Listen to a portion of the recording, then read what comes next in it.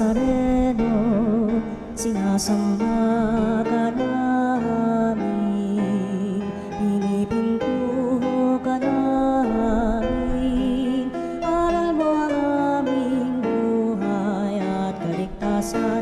Nuestro Padre Jesus Nazareno, iligtas mo kami sa kamatayan, ang krus mong pinamatayan ay sagisag ng aming kaligtasan. Nuestro Padre Jesus Nazareno, dinarangal ka namin. Nuestro Padre Jesus Nazareno, inulwalhati ka namin. Nuestro Padre Jesus Nazareno, inarangal ka namin. Nuestro Padre Jesus Nazareno, inulwalhati ka namin.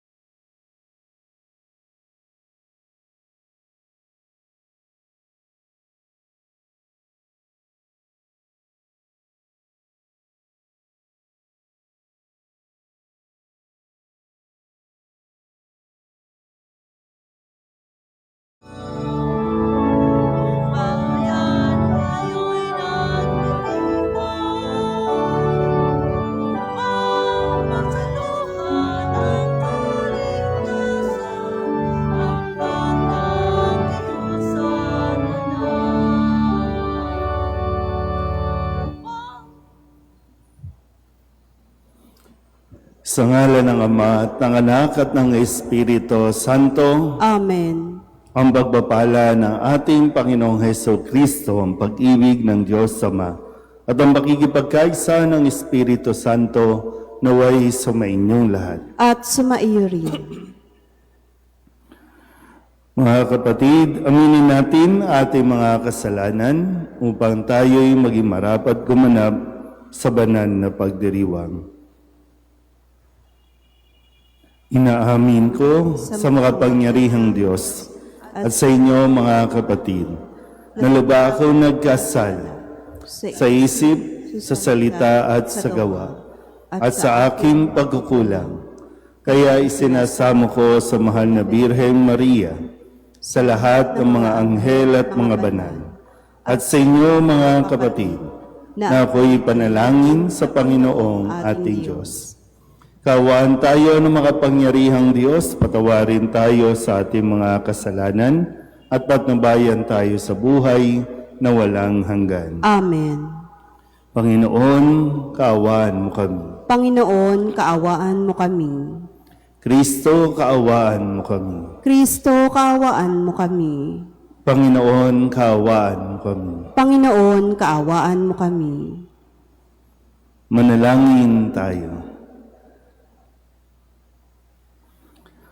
Ama naming makapangyarihan, ipagkaloob mong lagi naming ikaligayang ikaw ay paglingkuran, sapagkat walang maliw at walang kahulilip ang kasiyahan, kapag sumasamba kami sa iyong kapangyarihang nagpapairal sa tanang sanlibutan, sa pamamagitan ni Jesucristo, kasama ng Espiritu Santo, magpasawalang hanggan. Amen.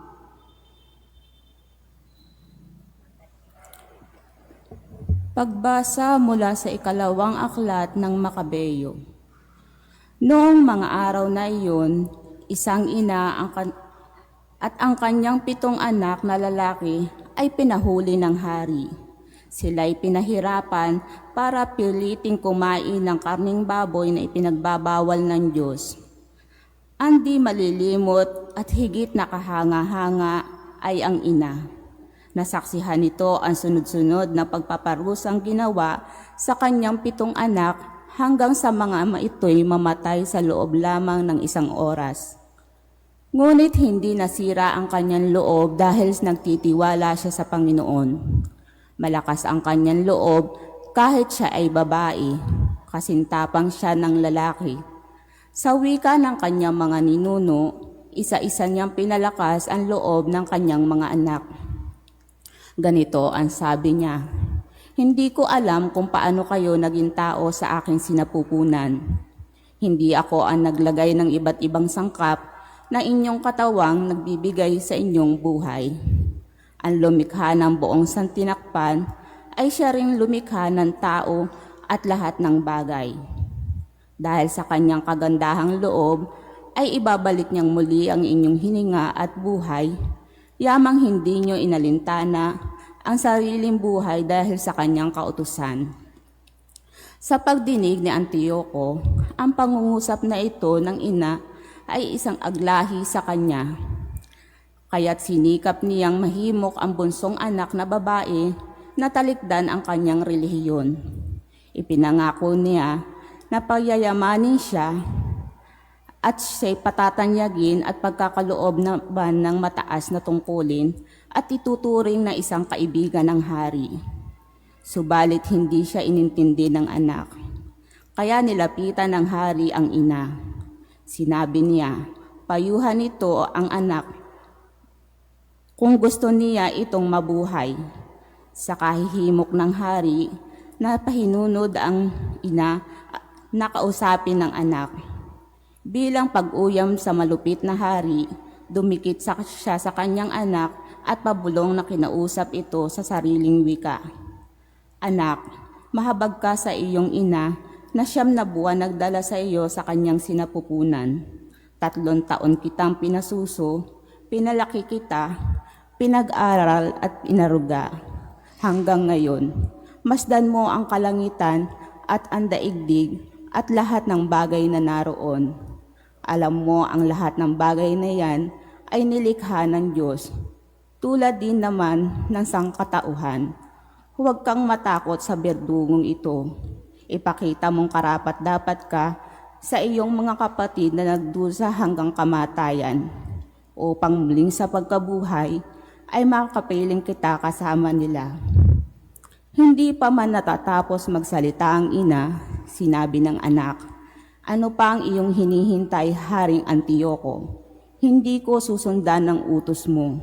Ang susundan ko ay ang utos na binigay ng Diyos sa pamamagitan ni Moises. Ikaw ang may kagagawa ng lahat ng paghihirap ng ito sa mga Hudyo. Ngunit tandaan mo na hindi ka makatatakas sa parusa ng Diyos." Ang salita ng Diyos. Salamat sa Diyos. Pagising ko poon sinta, sa piling mo'y magsasaya. Paggising ko poong sinta, sa piling mo'y magsasaya. Dinggin mo po, Panginoon, tapat kong panawagan. Poon ako'y dinggin mo sa daing kong tulungan. Pagkat ako'y taong tapat, di nadaya kailanman. Kaya ako'y sumasamo sa dalangin ko ay pakinggan. Paggising ko poong sinta, sa piling mo'y magsasaya.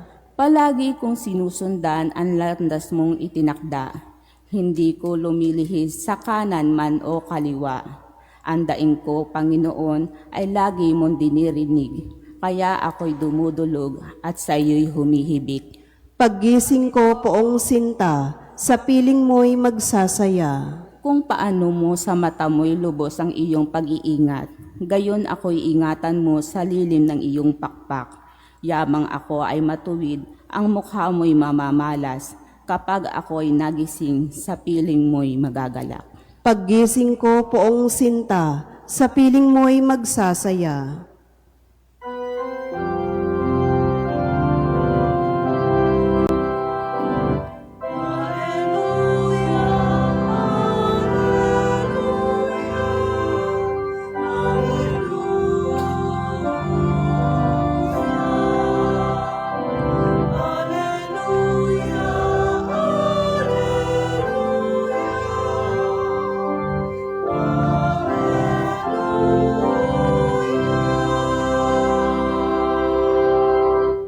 Hinirang tayo ni Kristo upang mamungang totoo bilang mabubuting tao.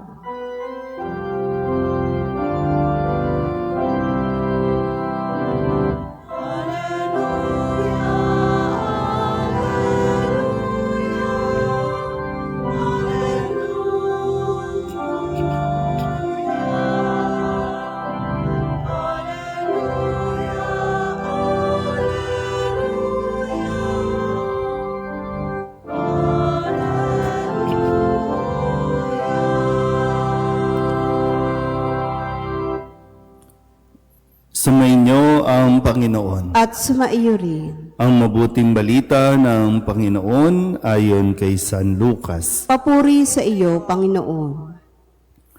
Noong panahong iyon, isinaysay ni Jesus ang isang talinghaga sa mga nakarinig ng una niyang pangungusap.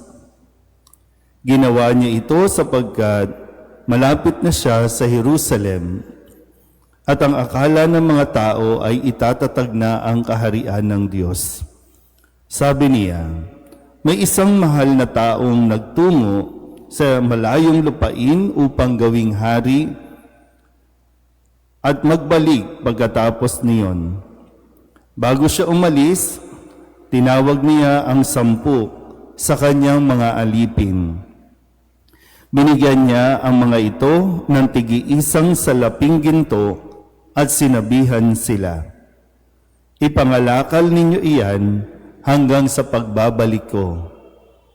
Puot na puot naman sa kanya ang kanyang mga kababayan, kaya't pagkaalis niya, nagsugo sila ng mga kinatawan upang sabihin sa kinauukulan, ayaw naming maging hari ang taong ito. Ngunit ginawa ring hari ang taong iyon. Umuwi siya pagkatapos at ipinatawag ang mga aliping, binigyan niya ng salaping ginto upang malaman kung gaano ang tinubo ng bawat isa. Lumapit sa kanya ang una at ang sabi, Panginoon, ang salapi ninyong ginto ay nagtubo ng 10. Magaling, sagot niya. Mabuting alipin. Yamang naging matapat ka sa kakaunting bagay, pamamahalain kita sa 10 bayan. Lumapit ang ikalawa at ang sabi, Panginoon, ang inyong salaping ginto ay nagtubo ng 5. At sinabi niya sa kanya, mamamahala ka sa 5 bayan. Lumapit ang isa pang alipin at nagsabi, Panginoon, heto po ang inyong salaping ginto. Binalot ko sa panyo at itinago. Natatakot po ako sa inyo sapagkat napakahigpit ninyo. Kinukuha ninyo ang hindi sa inyo at inaani ang hindi ninyo inihasik. Sinagot siya ng kanyang Panginoon, masamang alipin, sa salita mong iyan kita hahatulan. Alam mo palang ako'y mahigpit. Sinabi mo, kinukuha ko ang hindi sa akin at inaani ko ang hindi ko inihasik. Bakit hindi mo inilagay sa bangko ang aking salapi? Pagbabalik ko, sana'y may tinubo ang puhunang ito. At sinabi niya sa mga naroroon, kunin ninyo sa kanya ang salaping ginto at ibigay sa may 10. Panginoon, siya po'y mayroon ng 10 salaping ginto. Wika nila, sinasabi ko sa inyo, ang bawat mayroon ay bibigyan pa. Ngunit ang wala, kahit ang kakaunting nasa kanya, ay kukunin pa. Tungkol naman sa mga kaaway kong aayaw na ako'y maghari sa kanila, dalhin ninyo dito at patayin sa harapan ko. Pagkasabi nito, nagpauna sa Jesus patungong Jerusalem. Ang mabuting balita ng Panginoon. Pinupuri ka namin, Panginoong Heso Kristo. Isang magandang umaga po sa inyong lahat. Ngayon po ay Miyerkules na ika-33 linggo sa karaniwang panahon, November 19, at ngayon din po ay araw ng aking pasasalamat sa ating Panginoon sa pagkakaloob po ng panibagong taon na bubunuin. Ngayon po ang araw ng aking kapanganakan, golden boy na po. 50 years old na. Okay na yun. Pwede na. 50. Kadalasan po, ganyan talaga ang aking pananaw, no? Hindi po sa haba. Minsan sinasabing, yung mga wishes nyo, Sana po mabuhay ka pa ng mahabang mahaba. No? Wag na. Kung ganito rin lang naman ang bansa natin, wag na lang. No? Pero hindi ko po hinahangad ang mahabang buhay, kundi yung buhay na masaya, buhay na payapa, buhay na naayon sa kagustuhan ng Diyos. So, kung umabot pa ng 60, okay. Pero wag naman sana umabot ng 100, no? Wag naman sana umabot pa. Pero yun nga, dalangin ko lang na magandang kalusugan kasi aanhin mo yung mahabang buhay kung, di ba, may sakit naman. Pero kung ano ang plano ng Diyos, siyempre, salamat sa Diyos. Ngayon, inabot ko pa yung 50. So, nagsusumikap sa tulong at awa ng Diyos na maging isang mabuting, bagaman nahihirapan din, pero yung struggle nandoon, no? At sa araw na ito, sa ating pong mga pagbasa, muli pinapaalalahanan tayo. Minsan ang buhay natin nakadepende din sa prinsipyo na ating pong isinasabuhay. Ano ba mga prinsipyo nyo sa buhay? Basta mabuhay lang. Yun ba yung prinsipyo? Yeah. Yung prinsipyo dapat nanggagaling sa ating pong pananampalataya. Yun yung prinsipyo. Di ba yung mga prinsipyo na nakabase sa salita ng Diyos, dapat yun yung sinisikap nating isabuhay. Sa unang pagbasa, muli, no, sa aklat ng Makabeo, isang babae naman ang ipinapakilala sa atin, isang ina na may 7 anak na lalaki na pinahuli ng hari, pinahirapan, at isa-isang namatay, sabi po dito, sa loob lamang ng 1 oras, yung 7 anak. Imagine niyo nga, kayong mga nanay, paano niyo ba kakayanin ito? 7 anak, pinatay ng hari dahil hindi sila sumunod sa ipinag-uutos ng hari na gawin ang mga ipinagbabawal. Pero sabi dito, yung ina, kasing tapang, no, ng lalaki. Kasing tapang para hindi siya panghinaan ng loob na kahit makita niya yung kanyang anak, no, na pinapaslang, pinahihirapan, hindi siya natinag na talikdan ang Diyos, magalit sa Diyos, sisihin ng Diyos. Dahil alam niya na masigit na karapat-dapat na sundin kung ano ang utos ng Diyos kaysa ang utos ng isang tao, ng isang hari. At nakakabilib din dahil sa ipinakita niyang katatagan, yung kanyang mga anak ay ganun din. Diba? Yung mga anak niya, ganun din ang naging pananalig. Kaya yung pinakahuli, di ba, yung kanyang bunso na pinakiusapan ng hari na sundin kung anong kanyang gusto para siya ay maligtas, at pinakiusapan din yung nanay, no? Kausapin mo yung anak mo. Pero ang sabi, di ba, ang Diyos ang may bigay ng buhay, ang Diyos ang dapat na sundin. Kaya sabi niya, di ba, ano pang hinihintay mo, Haring Antioco? Hindi ko susundin ang utos mo. Ang susundin ko'y ang mga utos na ibinigay ng Diyos. Paano ba? Sa atin ba ngayon, kamusta? Kamusta ang mga anak ninyo? Minsan, sa ngayon, talagang ang ipinagmamalaki natin, di ba? Ang kadalasang ipinagmamalaki ng mga magulang ay kapag ang kanilang mga anak ay naging professional.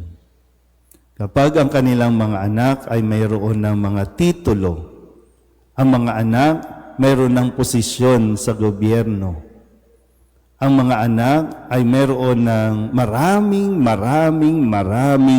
pera. Yun ang ipinagmamalaki.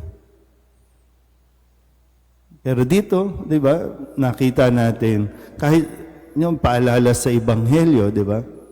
Na binigyan tayo. Kayo, halimbawa, yung mga magulang, mga nandito, binigyan kayo ng Panginoon, ng kayamanan. At ang kayamanan ay ang inyong mga anak. Yung talinghaga na ginamit ni Kristo sa ating Ebanghelyo, ibinigay yan ng Diyos para pagyamanin. Pero kung sakali nga, nahaharap tayo sa Diyos, sabi ko kanina, ang gusto nyo ng mahabang buhay, kung i-evaluate ba natin ngayon, kamusta ang buhay mo? Bilang mga magulang, ano ang achievements na po pwede ninyong ipagmalaki sa harapan ng Diyos? Yun nga lang, no? Madalas natin pinipili na magmalaki sa kaibigan, magmalaki sa social media. Yung anak ko nakapasa na, engineer na, doktor na, pulis na, congressman na. Pag engineer, pasok, DPWH. Yun yung pinagmamalaki natin, di ba? Pero yun ba yung, di ba, parang, yun ba ang resulta? Nasaan sila pagdating sa pananampalataya?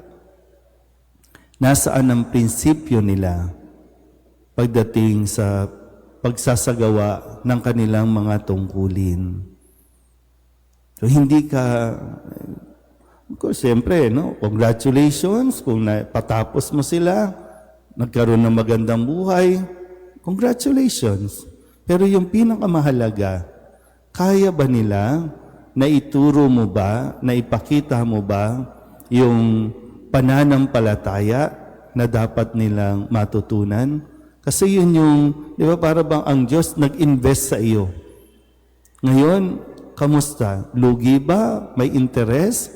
Aalis ba tayo sa mundong ito na mayroon kang alam mong naging matatag ang iyong anak? So, maganda po mapagnilayan natin, no? Kasi ngayon wala. Halimbawa lang, yung iba sa inyo, kahit yung mga nasa online, mga nasa abroad, maganda ang buhay ninyo, pero nasaan sila? Yung mentality o yung pag-iisip nila, marami nga ngayon, di ba? Ayaw nang kumilala sa Diyos. Marami ang hindi na kumikilala na pwede naman daw walang Diyos. Pwede nga dumiretso sa Diyos, kaya wag na tayo magsimba, wag na tayo magdasal. Kagabi, nabanggit ko sa aking misa na ang mga Katoliko, ano na ang prinsipyo nila? Okay lang magnakaw, basta maraming pera. Ano ang mga prinsipyo ng mga Katoliko? Na, doon tayo sa ibang sekta, doon tayo magpaboto. Kaya, yung ibang sekta naman, alam mo nang magnanakaw, i-endorse mo pa. At ano yung tuturo mo sa iba, no? Pero isa din, no, na hindi rin tayo makamove on, no? Yung usapin tungkol sa pamilya. Sa mismong loob ng pamilya, maglalaglagan, magsisiraan. Dahil lamang sa posisyon. Pero nasaan yun? Na kanino nakasalalay yun? Di ba mga magulang? Paano mo pinalaki? Paano mo hinubog ang inyong mga anak? Kasi yan ang ibinigay ng Diyos sa iyo. Binigyan ka ng 10 dahil alam ng Diyos, kaya mo. Binigyan ka ng 1 kasi alam ng Diyos, ito lang ang kaya mo. Pero baka yung 1 nga lang, di pa natin maayos. Kasi nga, yung pag-iisip natin, ayaw natin mahirapan, ayaw natin na makita sila na nagkakagulo. Pero sana po, no, sa araw na ito, sa pagdasal natin, no, marami sa inyo talaga nagdadasal na mahabang buhay. Ano ba? Dahil gusto niyong bumawi? Deserve mo ba talaga? Deserve ba natin na magpatuloy pa sa mundong ito? Mabuhay sa mundong ito? So, sana po, wag mong ipagmamalaki ang iyong anak sa kanyang mga naabot sa kanyang posisyon kung wala naman siyang pananalig sa Diyos. Amen?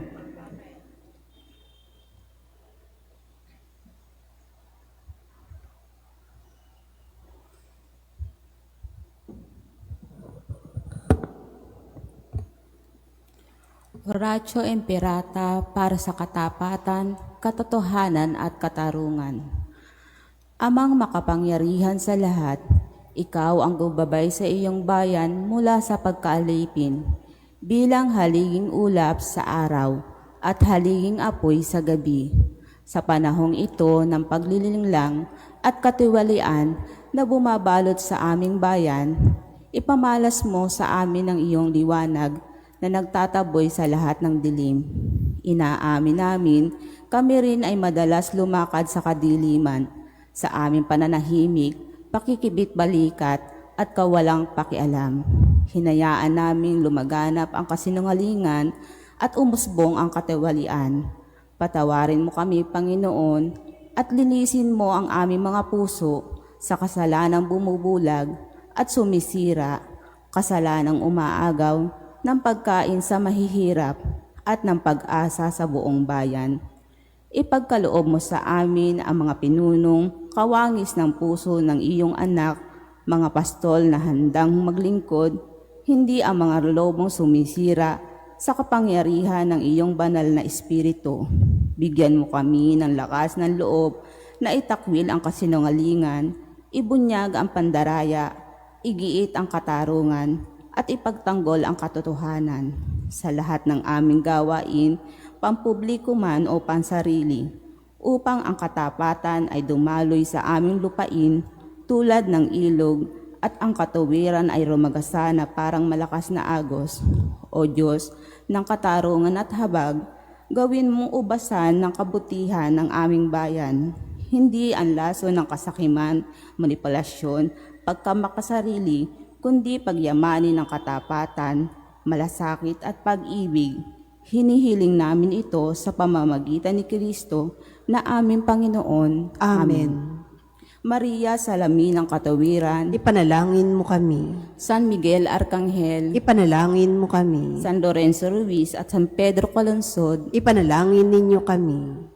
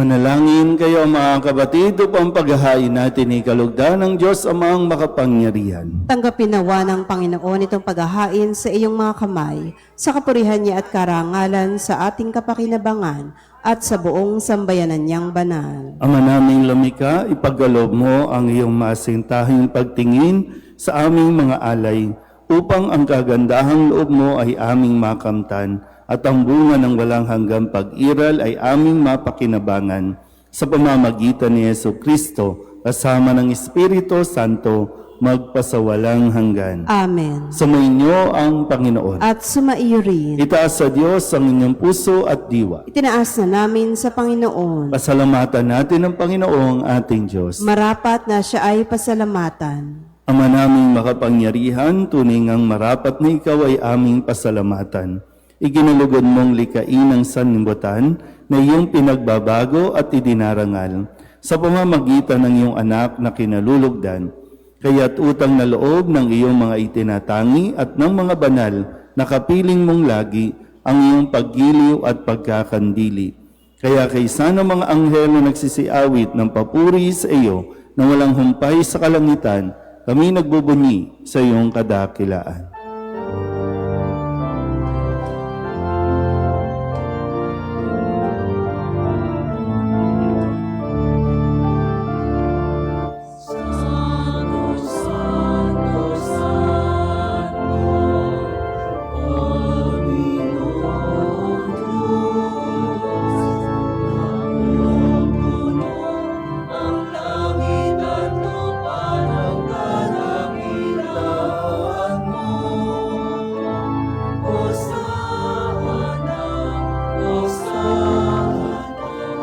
Hosana sa kaitaasan, Hosana, Hosana, Hosana sa kaitaasan. Pinagpalang ang paririto sa ngalan ng Panginoon. Hosana, Hosana, Hosana sa kaitaasan. Hosana, Hosana, Hosana sa kaitaasan.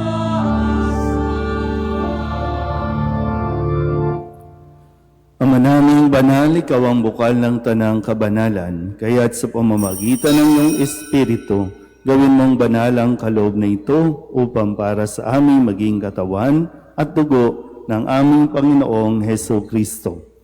Bago niya pinagtiis ang kusang loob na maging handog, inawakan niya ang tinapay, inasalamatan kaniya, pinaghati-hati niya iyon, iniabot sa kanyang mga alagad at sinabi, "Tanggapin ninyong lahat ito at kanin, ito ang aking katawan na ihahandog para sa inyo."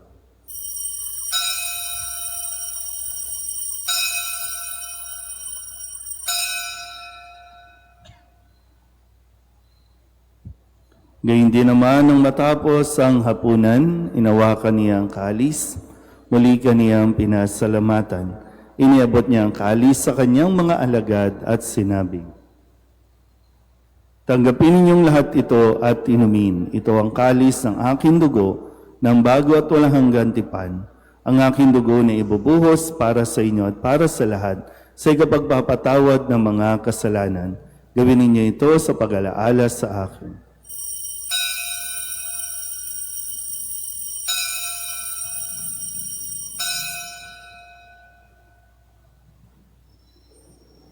Ipagbunyi natin ang misteryo ng pananampalataya. Si Kristo'y namatay, si Kristo'y nabuhay, si Kristo'y babalik sa wakas ng panahon. Ama, ginagawa namin ngayon ang pag-alaala sa pagkamatay at muling pagkabuhay ng iyong anak. Kaya tiniaalay namin sa iyo ang tinapay na nagbibigay buhay at ang kalis na nagkakaloob ng kaligtasan. Kami napapasalamat dahil kami iyong minarapat na tumayo sa harap mo para maglingkod sa iyo. Isinasamo namin kami magsasalo-salo sa katawan at dugo ni Kristo ay mabuklod sa pagkakaisa sa pamamagitan ng Espiritu Santo. Ama, lingapin mo ang iyong simbahang laganap sa buong daigdig. Puspusin mo kami sa pag-ibig kay San Leon na aming Papa at ni Jose na aming Obispo at ng Tanang Kaparian. Alalahanin mo rin ang mga kapatid naming nahimlay na may pag-asang sila'y muling mabubuhay, gayon din ang lahat ng mga pumanaw. Kawaan mo sila at patuloyin sa iyong kaliwanagan. Kawaan mo at pagindapating kaming lahat na makasalo sa iyong buhay na walang wakas. Kaysa ng mahal na Birheng Maria na ina ng Diyos, ng kabiyak ng puso niyang si San Jose. Kaysa ng mga apostol at ng lahat ng mga banal na namuhay dito sa daigdig ng kalugod-lugod sa iyo, may pagdiwang nawa namin ang pagpupuri sa ikararangal mo sa pamamagitan ng iyong anak na aming Panginoong Heso Kristo. Sa pamamagitan ni Kristo, kasama niya at sa Kanya, ang lahat ng parangal at papuri ay sa iyo, Diyos Amang makapangyarihan, kasama ng Espiritu Santo, magpasawalang hanggan.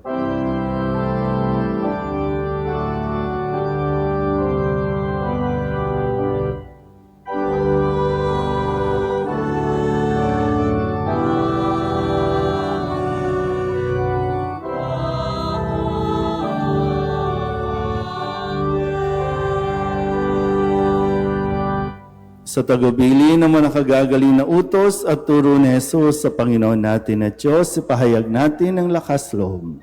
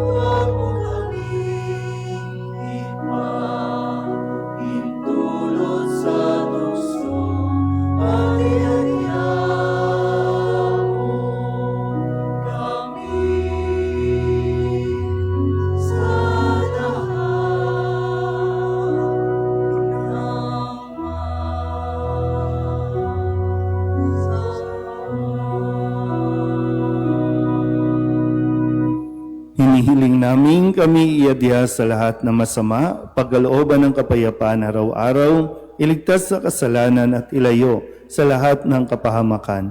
Samantalang aming pinananabikan ang dakilang araw ng pagpapahayag ng tagapagligtas naming sa Heso Kristo.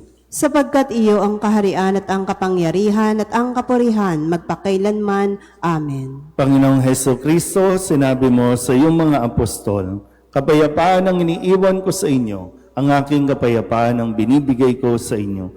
Tunghayan mo ang aming pananampalataya at huwag ang aming mga pagkakasala. Pagkalooban mo kami ng kapayapaan at pagkakaisa ayon sa iyong kalooban, kasama ng Espiritu Santo, magpasawalang hanggan. Amen. Ang kapayapaan ng Panginoon ay laging sumainyo. At sumaiyo rin. Bigayan po tayo ng kapayapaan sa isa't isa. Kordero ng Diyos na nag-aalis ng mga kasalanan ng sanlibutan, maawa ka sa amin. Kordero ng Diyos na nag-aalis ng mga kasalanan ng sanlibutan, maawa ka sa amin. Kordero ng Diyos na nag-aalis ng mga kasalanan ng sanlibutan, ipagkaloob mo sa amin ang kapayapaan. Ito ang kordero ng Diyos. Ito ang nag-aalis ng kasalanan ng sanlibutan. Mapalad ang mga inaanyayahan sa kanyang piging. Panginoon, hindi ako karapat-dapat na magpatuloy sa iyo, ngunit sa isang salita mo lamang ay gagaling na ako.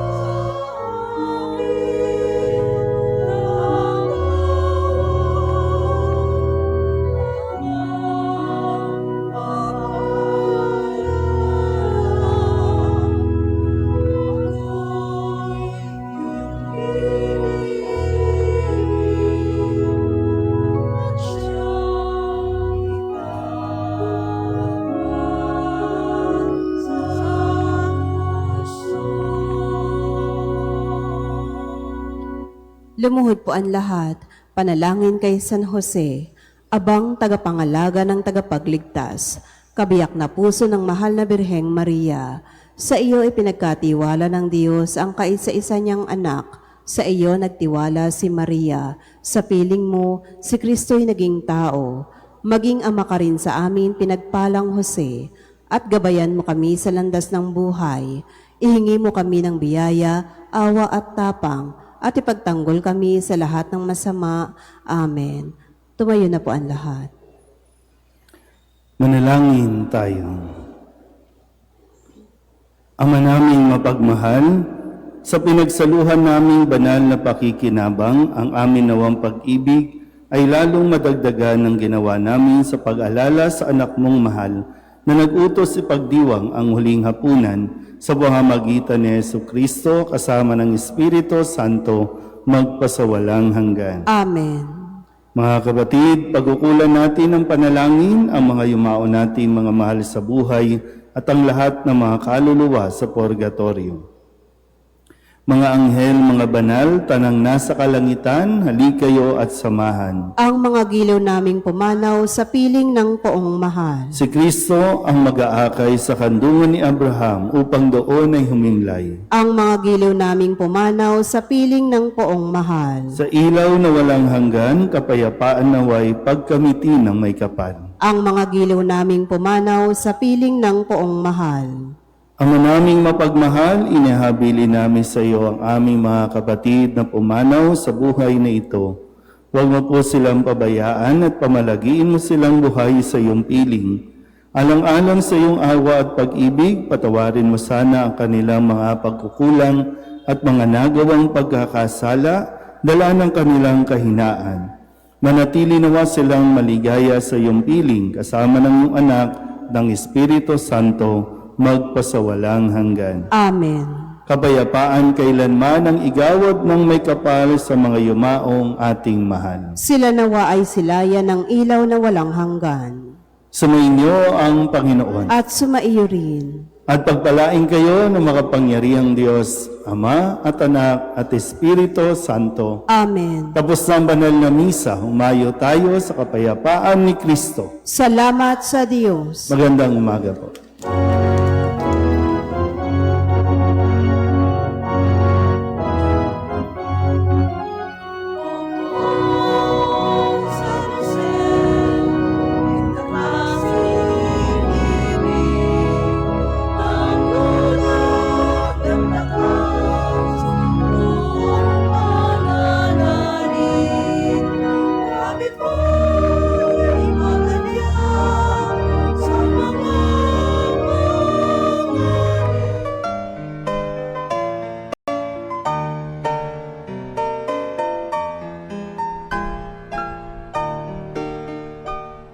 Nuestro Padre Jesús Nazareno, sinasamba ka namin, pinipintuho ka namin, aral mo ang aming buhay at kaligtasan. Nuestro Padre Jesús Nazareno, iligtas mo kami sa kamatayan, ang krus mong pinamatayan ay sagisag ng aming kaligtasan.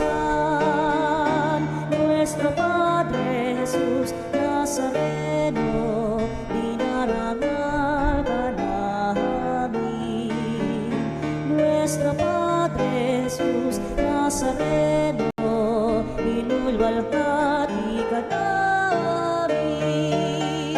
Nuestro Padre Jesus Nazareno, inarangal ka namin. Nuestro Padre Jesus Nazareno,